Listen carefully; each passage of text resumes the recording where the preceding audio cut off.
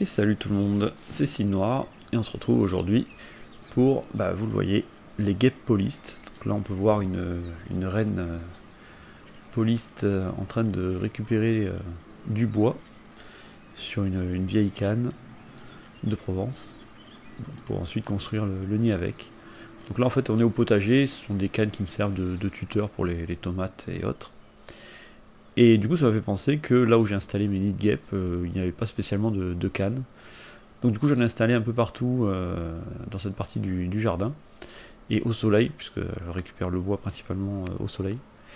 Et assez vite, les rennes qui ont niché dans mes nichoirs se sont aperçus qu'il y avait du bois à récupérer ici. Donc du coup ça leur permet d'éviter de faire des grands trajets pour trouver du bois. Donc on les entend bien gratter le bois pour récupérer des petites lamelles.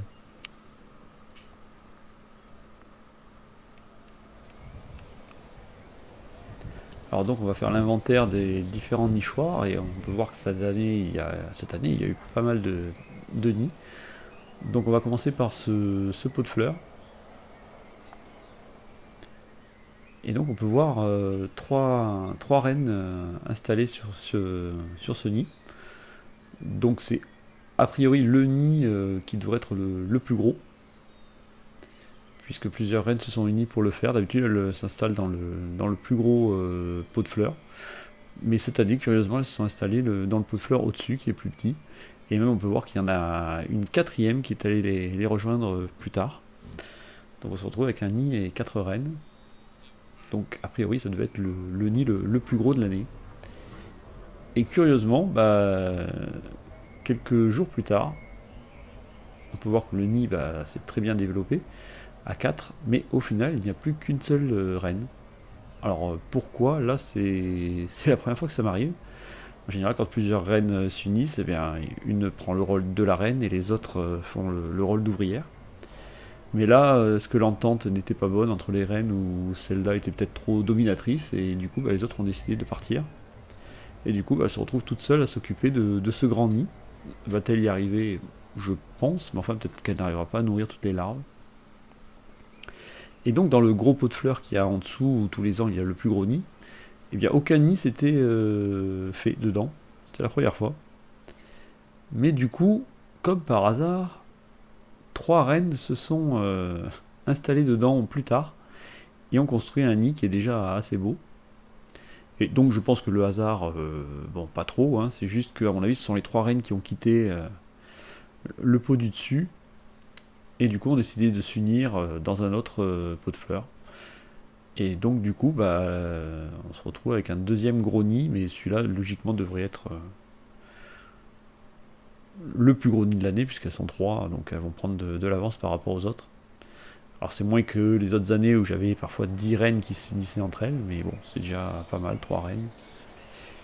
Et alors j'ai une troisième reine qui s'est installée, mais alors à un endroit dans le pot de fleurs le plus bas, en plus avec l'herbe qui a poussé, et du coup il se retrouve maintenant à l'ombre. Donc à mon avis ce nid ne se développera pas des masses. Parce que du coup les guêpes travaillent surtout quand le pot est chaud et au soleil.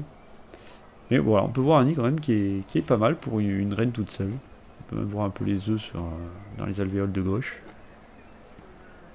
Et donc une reine.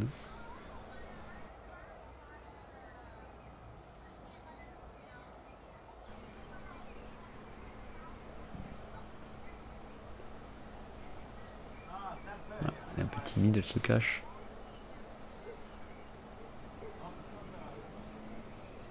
Alors là on peut voir, je vous avais fait un tuto pour ce nichoir là, qui est tout nouveau. Et donc on peut voir que dans le premier pot, le plus haut,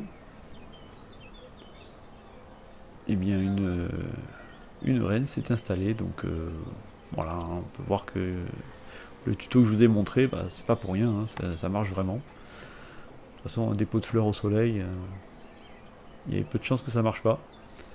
Donc voilà, un nid correct, hein, comme l'autre, comme le nid précédent. Une reine et un nid pas mal.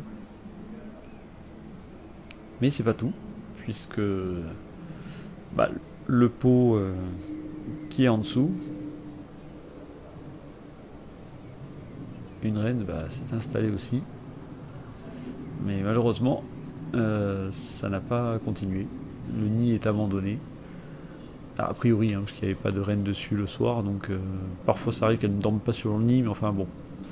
Là voilà, il y avait juste deux alvéoles, mais c'est fini. Alors est-ce qu'elle avait commencé à faire le nid là, puis finalement elle a changé d'avis et elle l'a fait dans le pot du dessus? Peut-être, c'est possible. Et donc comme quoi ce nichoir marche bien. Là, le troisième pot, on peut voir qu'aussi une guêpe avait commencé à faire un nid. Mais malheureusement, là aussi, ça n'a rien donné au final. On peut voir là juste le pied du nid avec une demi-alvéole. Hein. Difficile avec le caméscope de faire le point sur un nid aussi petit. Hein.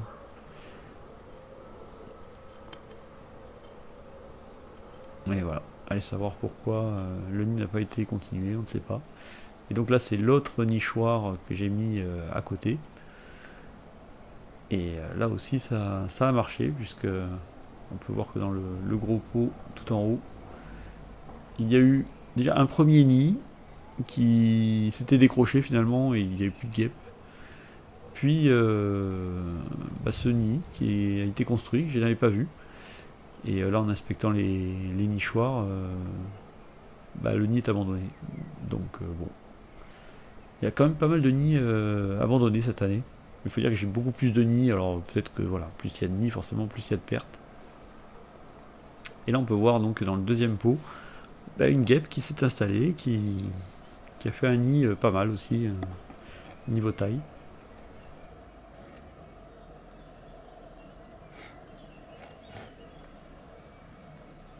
Il faut dire qu'on a eu des grosses journées bien ensoleillées et très chaudes, avant que maintenant le froid soit arrivé et la pluie à nouveau.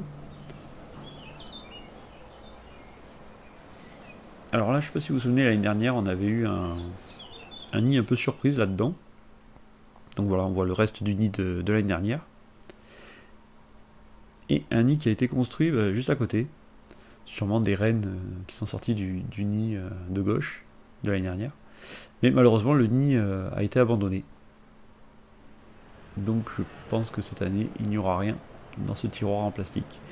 Et donc j'ai installé sur le même principe, j'ai fait un nichoir au-dessus du potager. Et bon, c'est pas du plus bel effet, mais c'est efficace.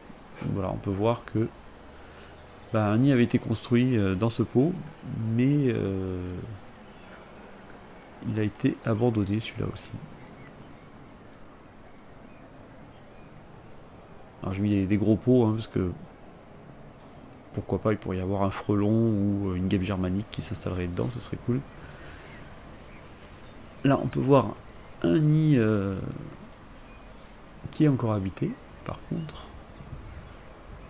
Et même, on peut voir qu'il y a 2 reines sur celui-ci. C'est pas évident qu'elles sont timides et elles se cachent.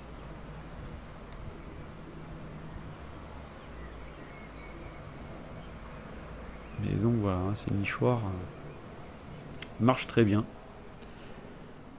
Et donc on peut voir dans le pot de droite aussi un nid avec une reine. Hein, donc au final ça fait quand même pas mal de guêpes installées. Comme elles aiment bien chasser dans le potager l'été, là au moins elles auront juste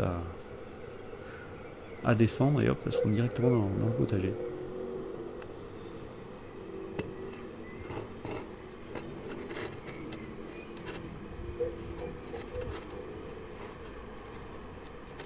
En général, quand le nid est gros comme ça, il y a peu de chances que la reine disparaisse après, mais bon, il y a toujours un risque tant qu'elle chasse et que ce ne sont pas les ouvrières qui font le boulot. Alors là, on la boîte à thé, hein, où souvent il y a un nid.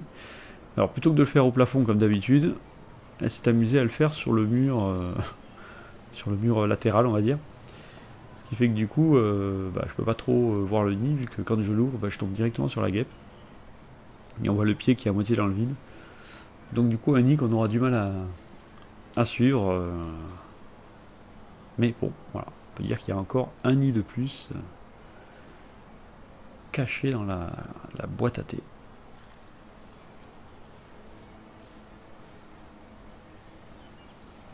Qui est posé sur les deux cassettes, enfin les deux boîtes VHS où il y a eu souvent des nids aussi.